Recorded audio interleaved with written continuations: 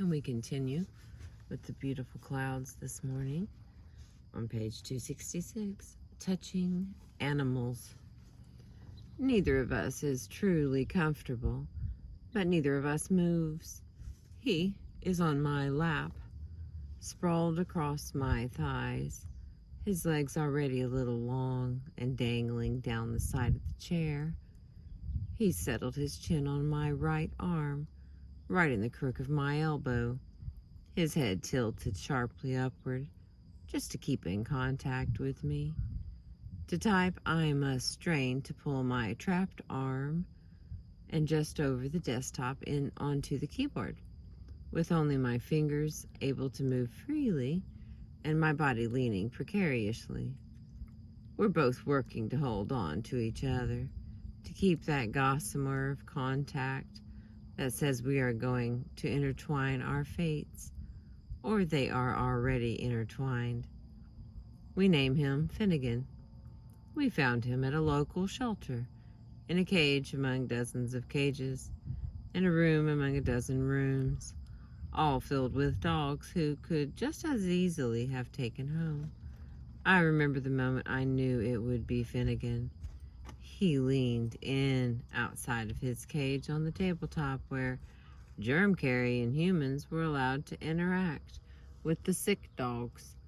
He wagged his ears, flopped around his tiny face.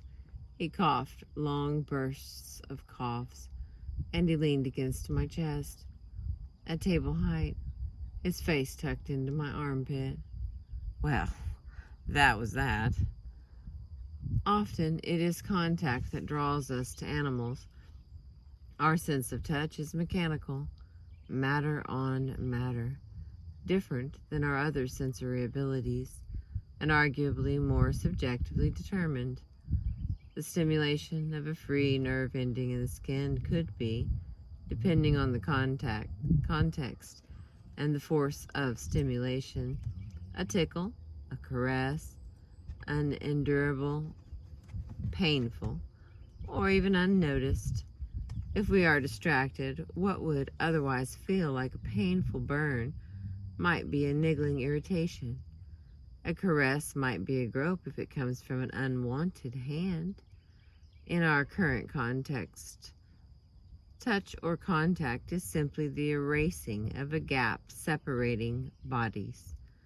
Petting zoos have arisen to satisfy the urge to engage that animal on the other side of the fence, not by looking at it, but by touching it.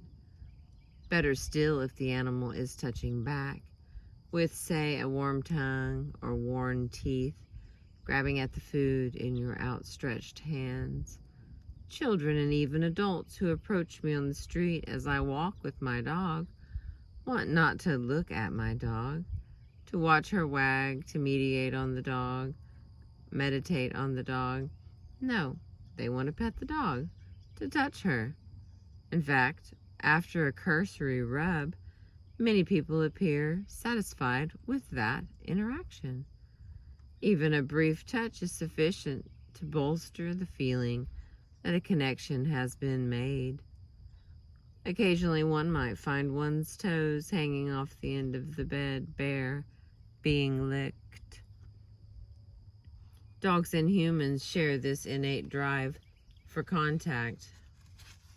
The contact between mother and child is natural. By dint of the requirement for food, the infant is drawn to the mother's breast. Thenceforth, being held by the mother may be naturally comforting. A child who has no caregiver, male or female, will develop abnormally in ways that it would be inhuman to experimentally test. Inhumane or not, in the 1950s, a psychologist named Harry Harlow enacted a series of now notorious experiments designed to test the importance of maternal contact. He took infant rhesus monkeys away from their mothers and raised them in isolation. Some had the choice of 2 surrogate mothers in their enclosures. A wire-framed, monkey-sized doll covered in cloth, plumped with filling, and warmed with a light bulb, or a bare wire monkey with a bottle full of milk. Harlow's first discovery was that the infant monkeys spent nearly all their time huddled against the cloth mother, dashing over to the wire mother periodically to feed. When exposed to fearful objects, demonic, noise-making robotic contraptions Harlow put in their cages, the monkeys tore for the cloth mothers. They were desperate for contact with a warm body, with just that warm body from which they had been removed. Asterisk. In studies with puppies, researchers found that those distressed at separation from their mothers and littermates vocalized somewhat less if given a towel or soft toy, a stuffed blue lamb. If there is knowledge to be gained here, it is that a soft, familiar object can be a salve, hence in children the power of a teddy bear. In fact, such an object may reduce some of the unease dogs may manifest at being left at home alone. The long-term discovery from Harlow's work was that these isolated monkeys developed relatively normal physically, but abnormally socially. They did not interact with other monkeys well. Terrified, they huddled on the corner when other young monkeys were put into the cage. Social interaction and personal contact is more than desirable. It is necessary for normal development. Months later, Harlow tried to rehabilitate those monkeys whose early isolation so malformed them. He found that the best remedy was regular contact with young, normal monkeys, whom he came to call therapy monkeys, in play. This restored some of the isolates to more normal social actors. Watch an infant child with limited vision and even more limited mobility try to snuggle into his mother, his head rooting around for contact, and one is seeing just what newborn puppies look like. Blind and deaf at birth, they are born with the instinct to huddle with siblings and their mother, or even with a solid object nearby. The ethologist Michael Fox describes the head of a puppy as a thermotactile sensory probe, moving in a semicircle until it touches something. This begins a life of social behavior, reinforced by the embracing contact. Wolves are estimated to make a move to touch one another at least 6 times an hour. They lick each other's fur, genitals, mouths, and wounds. Snouts touch snouts or body or tail. They nuzzle muzzle or fur.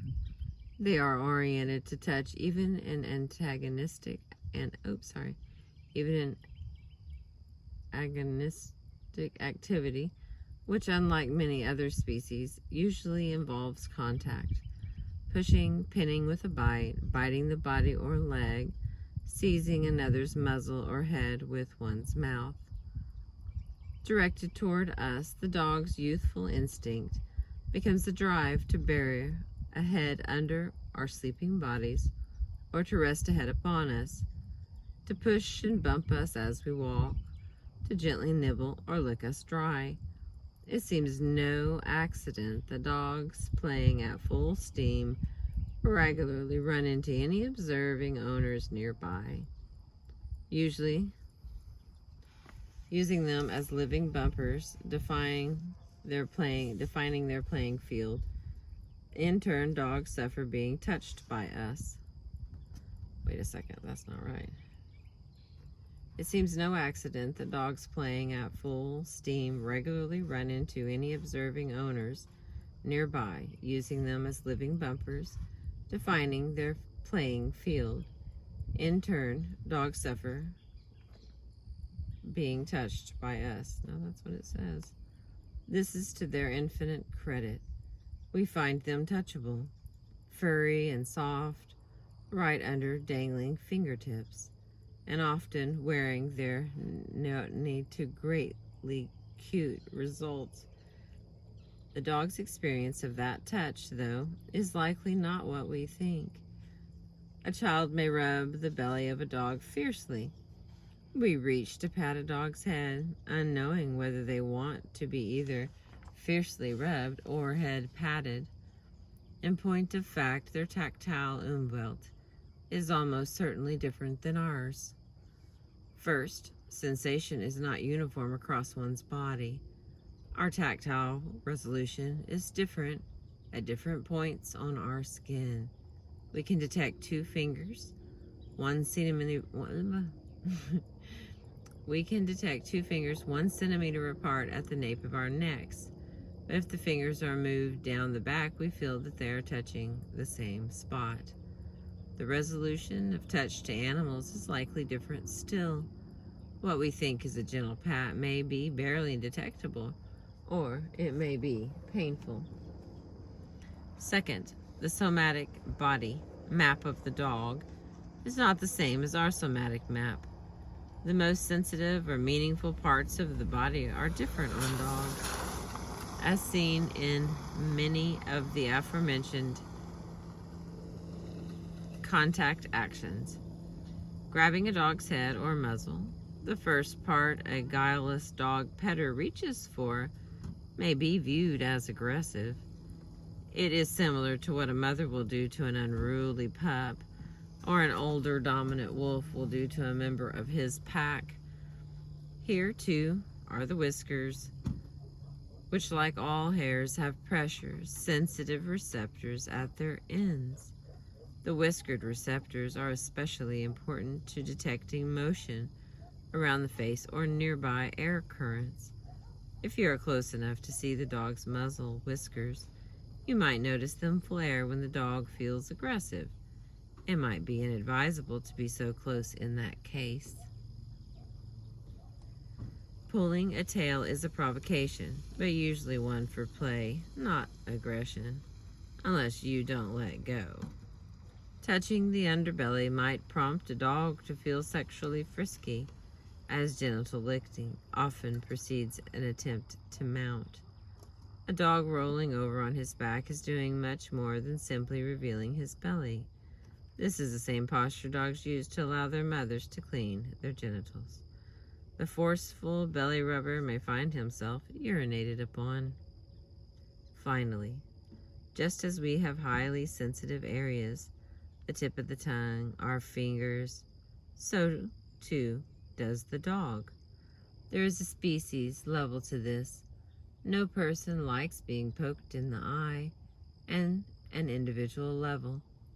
I might be ticklish on the bottom of my feet while you aren't at all. You can easily do a tactile survey and map your own dog's body. Not only are the favored and prohibited places to touch different, but the very form of contact is crucial. In a dog's world, repeated touching is different than constant pressure. Since touch is used to communicate a message, holding a hand in one place on a dog's body conveys that same message writ large. At the same time, full body contact is preferred by some dogs, especially young ones, and especially when they are the initiators of the contact. Dogs often find places to lie down that maximize ease of laying down with their body. This might be a safe posture for dogs, especially as puppies, when they are entirely reliant on others for their care. To feel light pressure along the whole body is to have assurance of your well-being. It is hard to imagine knowing a dog, but not touching him, or being touched by him. To be nudged by a dog's nose is a pleasure unmatched. At hello. Page 271. Early in my life with Pumpernickel, I got a full-time job, and she got a classic case of separation anxiety. Mornings, as I prepared to leave the house after our walks, she began to whimper, shadow me from room to room, and finally vomit. I consulted with trainers who gave me very reasonable guidelines to reduce her stress at separation. I followed all known commonsensical procedures, and before too long Pumpernickel returned to a healthy mental and physical state. But there was one dictum I didn't follow. Don't ritualize your departure and later return, they advised. Don't celebrate your reunion. I refused. Her snuffly nose greetings are heaping together on the floor in a joyous commemoration of togetherness was too good to let go. Lorenz called the greeting between animals, after being apart, a redirected appeasement ceremony. That nervous excitement one might feel on suddenly seeing someone else in one's den or territory could lead to two different results: an attack of the potential stranger, or a redirection of the excitement into a greeting. His idea was that there is very little difference between the attack and the greeting, besides a few subtle alterations or additions. Between mallards, one of the birds he studied extensively, two individuals meeting each other engage in a rhythmical ceremonial to and fro movement that could become aggressive, but for the male mallard, the drake, lifting his head and turning it away. This leads to a mutual ceremony of pretending to preen each other, and the greeting is complete, another fight inhibited. The greeting among humans is similarly ritualized. We look each other in the eyes, wave hands at each other, hug or kiss once or twice or thrice, depending on one's native country. These all may be redirections of an uncertain feeling upon seeing someone else. What is more, we may smile or chuckle. Nothing is more reassuring of the good intent of another person than laughter, Lorenz proposed. This idea of noise is surely most often the expression of joy, but it might also be an eruption, typical of alarm, reformulated as delight or surprise, not unlike the rough play context in which dog laughter appears. Having channeled one's excitement into a greeting in this Lorenzian way, one might add other components to the hello. Wolves and dogs do. Their greetings and the greetings of all social canids are similar. In the wild, when parents return to the den, the pups mob them, madly lunging at their mouths in the hope of getting them to regurgitate a bit of the kill they have consumed. They lick at their lips, muzzle and mouth, take a submissive posture, and wag furiously. As we have seen, what many owners cheerfully describe as kisses is face licking. Your dog's attempt to prompt you to regurgitate. Your dog will never be unhappy if his kisses in fact prompt you to spit up your lunch. This greeting isn't complete without an excited approach and constant, energetic contact. Ears that were pricked to hear your arrival fall flat against the dog's head, which dips slightly in a submissive gesture. The dog pulls his lips back and drops his eyelids. In humans, markers of a true smile. He wags madly or beats a frantic rhythm with the tip of his tail against the ground. Both wags contain all the excited, running around energy that the dog suppresses in order to stay close to you. He may whine or yelp with pleasure. Adult wolves howl daily among packs. A chorus of howling may help coordinate their travels and strengthen their attachment. Similarly, if you greet the dog with cries and vocal hellos, your dog may cry back at you. In every move, he is breathing and exuding his recognition of you.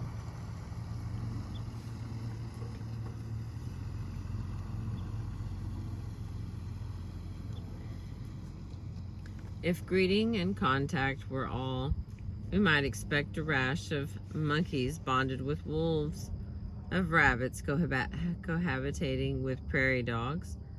They all require contact in infancy, and even ants greet homecomers to the nest. I suppose that, predatory issues aside, a big aside, the potential is there. A gorilla named Coco, taught to use sign language to communicate and raised in a human home, had her own pet kitten. We are relieved of acting instinctually in the way few animals are. But there is one other aspect that makes human-dog bonding unique: timing. We act well together. The dance. On a long walk, Pumpernickel stays near me, but not too. If I call her to me, she comes charging forth, full steam, and stops just past me. She likes to be one step off, and yet when we walk together on a lean path, and she is ahead of me, she checks, regularly looking back to see where I am.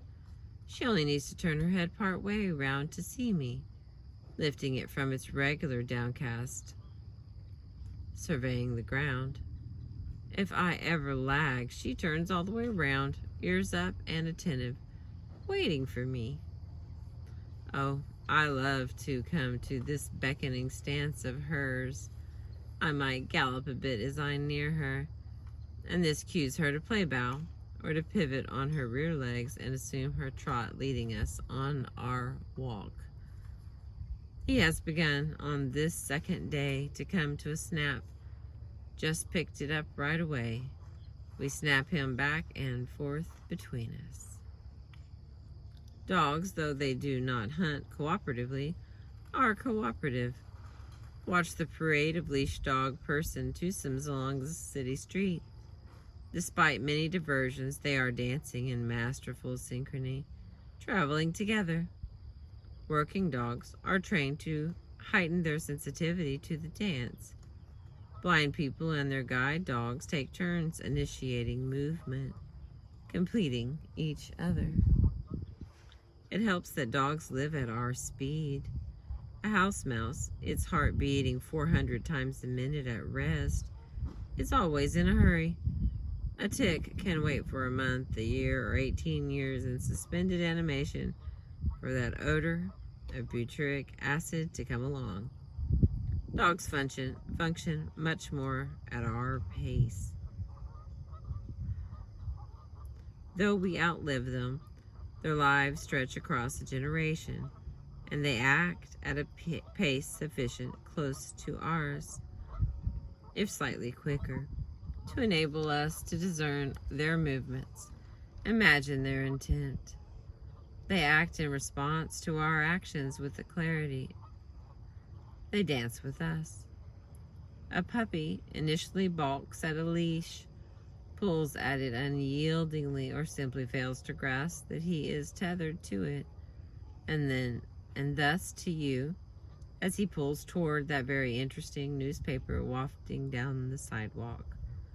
In very little time, though, puppies learn to be highly cooperative walking partners, walking at roughly the same rate and often in step with their owners. They match their owners, almost mimicking us. In turn, we unconsciously mimic our mimickers. In ethology, this is called alleliometric behavior, and is implicated in the development and maintenance of good social relationships among animals. I'm going to spell that for us. ALLELOMIMETIC,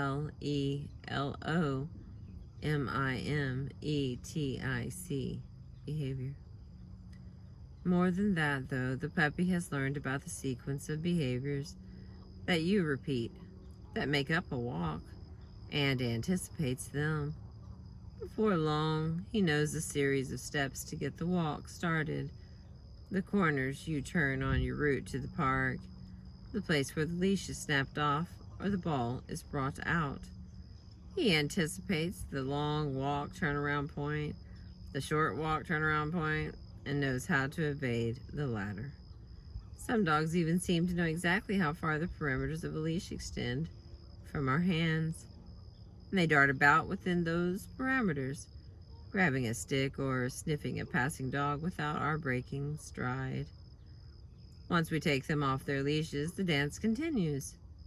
My conception of the perfect walk, occasionally achieved, has my dog off-leash running, not alongside me, but in great circles around me, with our average forward progress over the miles more or less the same. Ideally, we encounter a dozen other dogs. There is little as therapeutic as watching two dogs play together in a boisterous, full-body brawl.